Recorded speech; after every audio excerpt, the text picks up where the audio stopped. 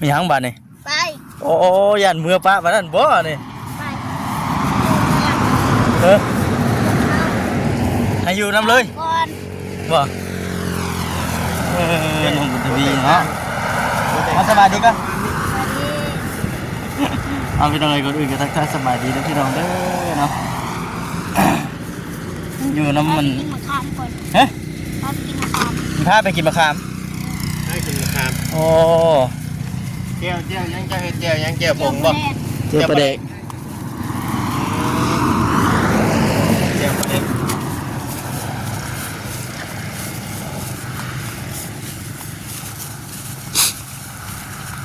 ตรงๆกัน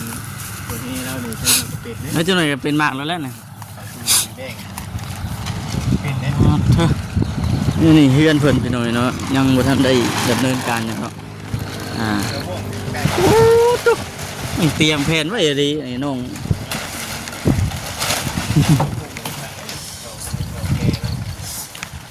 ปาด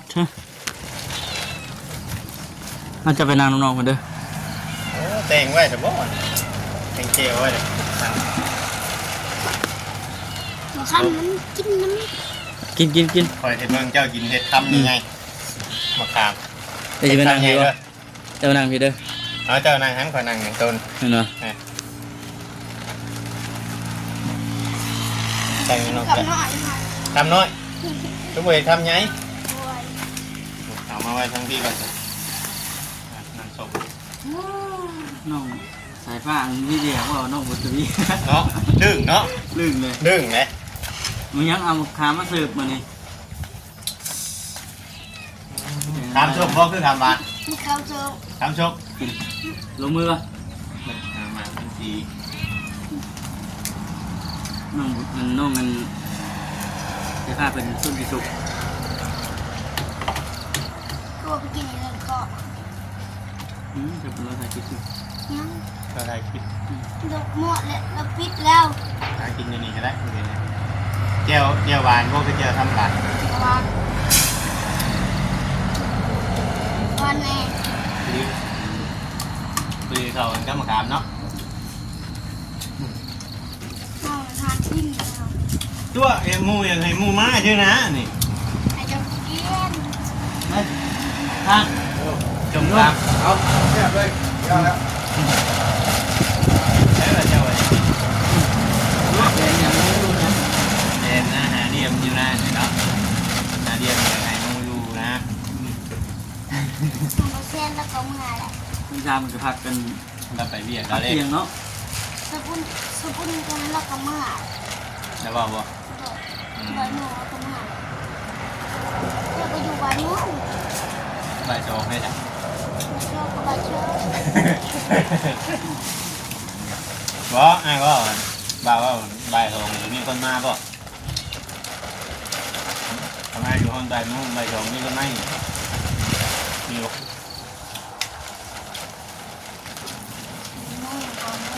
อย่ามุ่งกูคนมาเป็นอย่างมากแต่น้ำแดงเนาะเรียนกับสีหนัง3 โมง 4 โมงเป็นเคยมาดื่มมาแบบนั้นเนาะจำนวนเงินมากเลยนะ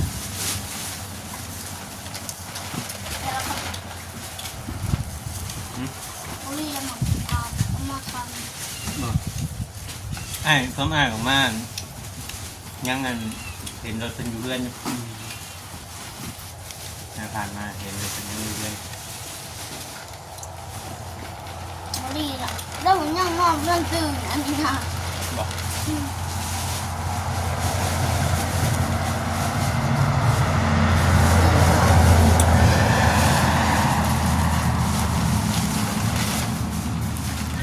ชวนจะมากินเจ้าชวนก่อนมากินเหมือนเจ้าเอาดีก่อนเนี่ยก่อนอายุคำนะ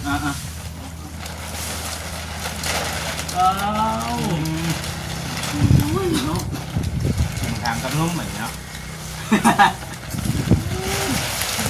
เป็นไงเจ้าได้เป็นยังแค่กจะบอกอยู่พงบางคุณบอกกุ๊กใหญ่เองอ๋อทำ างเนาะ กลางครับนี่ชมนี่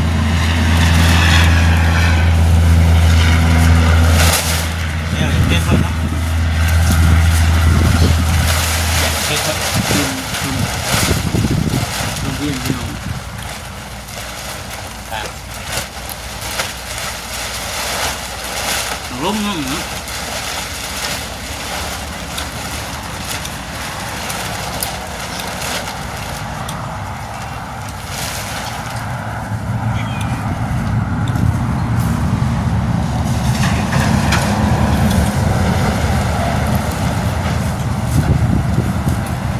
ทำให้แบบนี้ว่า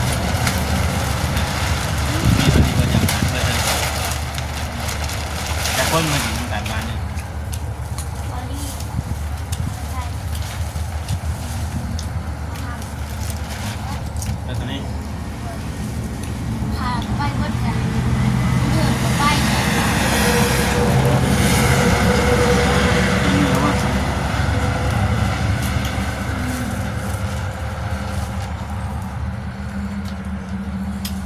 ดูจักเลย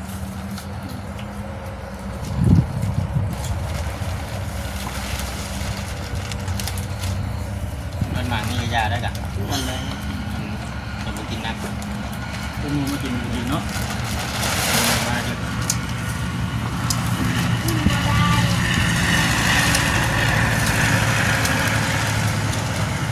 มาเรียกหน่อยได้เรียกหน่อยได้ กินข้าวเวลาเลย ใกล้เลยใกล้ถึงเวลาแล้วเนาะ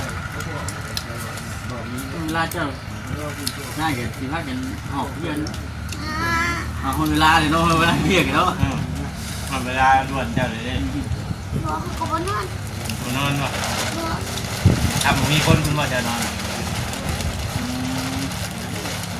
เดี๋ยวพามานอนเขาบอกนอน หายจุกข่อยพานอนนอนเฮียงกันด้วยบ่สามคนด้วยบ่ไปใช้ปั่น หาเธอจับ เด้เออทำนี่นะ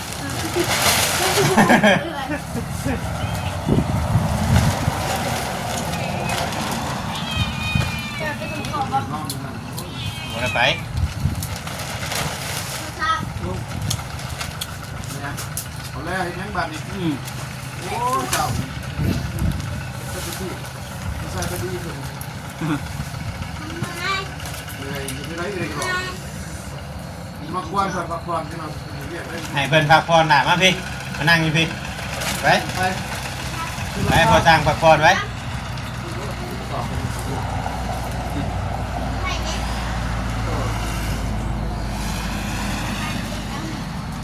ไม่เก็บ โอ้ทำไมมันชื่อปักหน่อยเดียวมันอ่ะ มีอุปากแล้วสิสมมติแจ๊ดบะ สมอง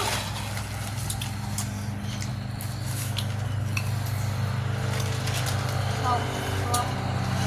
ถูกนะ ผมกระโดดกิน พอได้ไหม อยู่ต้นคอแล้วนอนพักผ่อน นอนพักผ่อนยังไม่ได้เห็นเจ้าเห็นอย่างอยู่ว่าอยากพักผ่อนเนี่ยเนาะ อ้าวงานพักผ่อนเลยเด้ นอนยามเนี่ยบ่สิเฮ็ดหยังแหน่บั่น ก็นอน บ่นอกจากนอนสิเฮ็ดหยังอ่ะบ่ถามมึงฮะ นอนอยู่ นอนอยู่ละล่ะนี่เอาแล้วบัดทางว่าแต่หยุ่มน้ำน่ะว่าไว้บนมีถังใหญ่บ่ มีอยู่มันเต็มหมดเลย เต็มบ่ได้เจ้าได้เด้บัด ก็นอน นอนอย่างเดียว แต่เกลือก็นอนพักผ่อน ปล่อยปูน พูดได้เรายังเพื่อนก่อ โบกได้จ้ะฮะ พวกเราเดี๋ยวผ้า ครับแล้วบ่ไปไปไป ไป ไปตามหลังอันนี้ก็จะไปตามหลังเมื่อ เดี๋ยวมือมาบ่ได้บัดเดียวเห็นอะไรบัดเนี่ยมือมาปลามาแล้วบัด ฉากใส่หรือผ้าก้อน ก็จะฉาก เก็บอันนั้นก้อน ผู้จะบุญมาชิมาปลาจ้ะ บอย ทำไมเมื่อช่ำบัดแล้ว จากว่าเล เรา ย หยอกเงาเมื่อบุหันจะเมื่อ เอ้า เดี๋ยวมัน มาไหม ใหม่มาใหม่ มึงเราเมื่อรถมันบุหันจะเมื่อ ขา เหมือนกันนะ บอ เฮ้ยเจ้าถึงทำยังไงทำหนึ่งเนาะถามว่าทำยังไงทำหนึ่งถามว่า เยอะ ไปพอแล้ว จ้ะพอกับโปรหักโปรขอโปรมาว่าเชื่อก่อนมาซิมนะแม่เอาแม่คำหนึ่งคำใหญ่ๆน่ะเมื่อ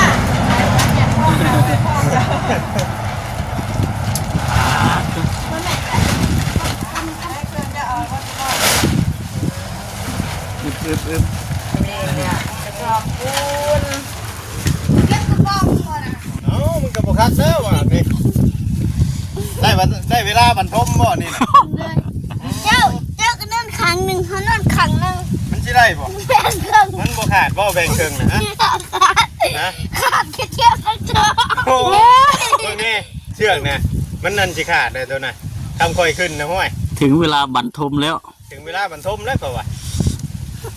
บุขาด ขาดบ่ ขาดกันต่ำๆเจ็บกันนิดเดียวเนี่ย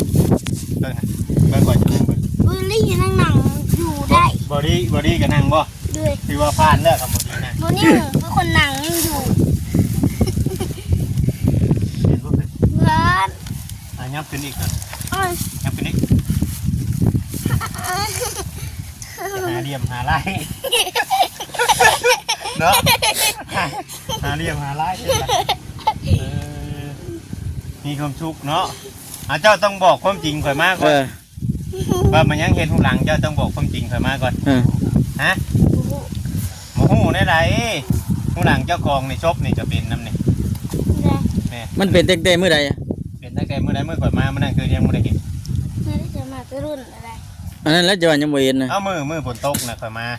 ฝนตกแกยังบ่ต้องเต้น ท่านในเป็นมือเจ้าคนกินดินเขาของน้ำมาเด้ นี่แมนติ มันเป็นเมื่อใดจะเป็นวานนี่บ่ จักมือแล้วได้จักมือแล้ว มันเอาเบิ่ง จักคนวานเป็น เนาะมันได้ยังแบนบ่แต่ละมือน่ะ บอก ผมได้บีอยู่บ่ ทีวีนะดูทางได้ ไปจ้างแล้วบีตลอดได้ดิ ดูวีไปทำสาว เอ้ย เอ้าหาประจาแล้วเมียเรา มาขึ้นต่อไปได้ เป็นช่วงฉัน เรา บ่จะ มาจังมือ เมียเรามาคนเดียว มาเราวานนี่บ่นี่เมียไหนดิเอามือหาเอาคืนนี่บ่ ฮะ เอามือหาเมียเราคืนนี่บ่ เมียเรามาเอง มันนี่สิเมื่ออีกได้ นี่เรากันสิเมื่อบ่เพียง แม่เดี๋ยวผมไม่ส่งไปจ้ะ มันบอกสบุนเลยสบุนเลยว่าไก่ คือเห็นเราเก็บกระป๋องเนาะในทางเดี๋ยวกระป๋องเนี่ยกระป๋องน้ำข้าวในขายได้ที่กันนั่นตัวนี้นะบริเวณหน้าจะบ่ตัวนี้ ให้นี่บอกแม่ ขาดในบ่ขาคันในบ่ขาคันในปลายพุทธหอดปลาอ้อยพุทธ โอ้ยหอบจนหวานแล้วฮะ มาเด้ ไข่ดังไข่กูกุ้งหอบไข่กูหวาน อ๋อบ่ มั ได้ นมีกล้องข้างหลังหันแล้วก็หอบบนนี่ อ๋อบ่ได้หอดปลาอ้อย กูหอดแล้วเขาที่ไหนชิบอกสอบหน้าขนาดน่ะ ทำได้ทำนั้นมันก็จะรับ30พุ่นเนาะ เลย เ เด็กผู้ชายนี่มาส่งเมียแล้วเลย ใช่ละ ยินดีเราที่กระเป๋าเองเมียแล้วน้ำเรื่องงานก็ต้องกินนี่ เป็นบ่ แม่ จะบ่กินฮอดเพิ่นบ่ บอ เจ้ายังบ่ดึงรับปันไดมีอันนี้เนาะดึงแต่พระจางนี้เนาะ นี่สิข่อยสิเมื่อวันนี้เจ้าอ้ายสิเมื่อวันนี้เจ้าอยู่กับพ่อช้าง อ่า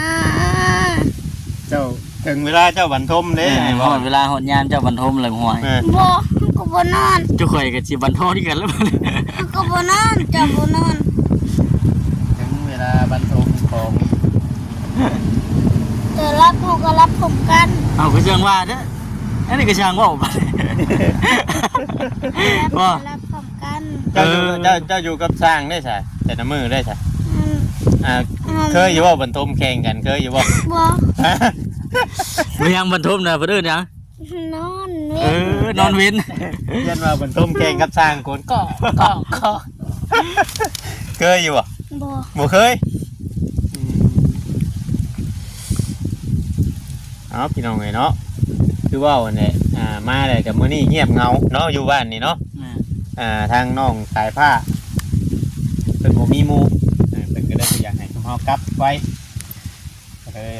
มานั่งเล่นอยู่ห่มข้อวันแรกตรงหน้าบัดสิพุ่นแน่ไปนั่งอยู่เตียงก่อนข่อยบัดนี้เด้อ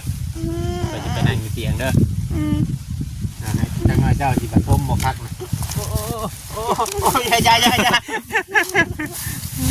โอ้ย เอาวันนี้พักผ่อน ลองแต่ผ้าบรรทมอยู่พี่น้องเลยเนาะ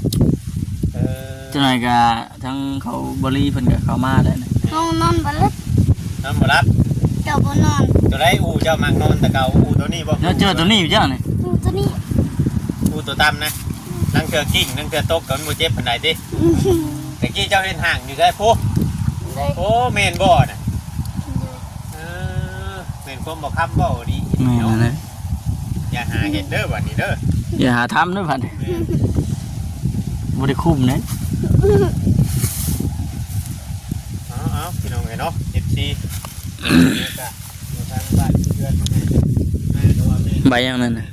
มันก็แสน แม่นอืม แสนนึง 100,000แค่ว่าใบ10,000นี่ให้มันเอาแสนในจักใบ 10 ใบ แม่นบ่ จังฮอดแสน เอาว่า9ใบ ก็ใบกะก็ใบโห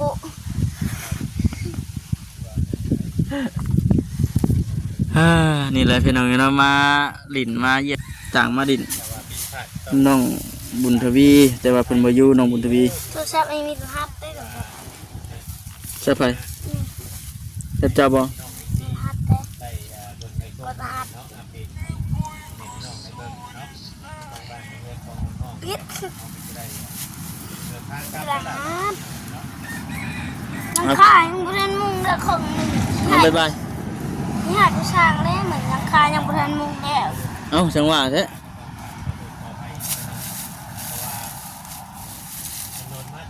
บ่น้องบุญทวีจังหวะแท้เอาบ๊ายบายได้ไหม อ้าวจะปิดตลอดเลย เฮ้ยติดยังอยู่นี่เลยพี่น้องเนาะก็มีแต่ว่าคลิปนี้ก็คือสิจบคลิปก่อนจบคลิปแล้วก็เมื่อป้าน้องบุญน้องอันใส่ผ้าบัดทีนี้ พักผ่อน มื้อหน้ามื้อไหนพุ่นแหละสิได้มาหาใหม่เด้อน้องบุญใส่ผ้าเด้อ ก้อยปูนแล้วก้อนจังมั่ว กระปุยไม่เป็นบรรทมเลย ให้ประชางนัวให้ประชางเฮ็ดเบี้ยกาเจ้าก็จังมั่วเด้อ โอเคพี่น้องเนาะสบายดีเด้อพี่น้องเด้อสบายดี เ